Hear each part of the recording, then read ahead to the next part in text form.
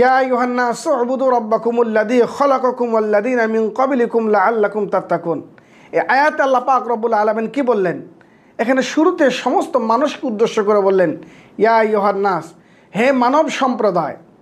পৃথিবীতে যত ধরনের মানুষ রয়েছে সকলকে তিনি উদ্দেশ্য করে বললেন, মানুষকে এখানে আম করে দিলেন।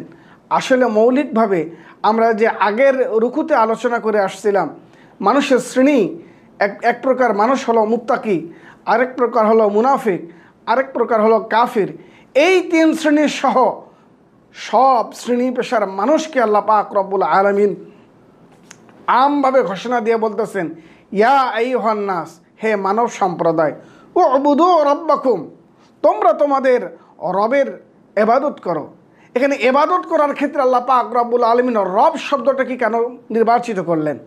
আল্লাহ তাআলা তোর অনেকগুলো গুণবাচক নাম রয়েছে, রব শব্দকে তিনি কেন এখানে নির্বাচন করলেন?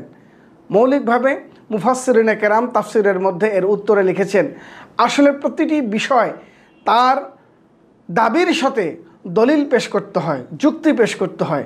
আল্লাহ পাক রব্বুল আলামিন বললেন, ইয়া আইয়ুহান নাস উবুদু রাব্বাকুম, তোমরা তোমাদের রবের ইবাদত করো।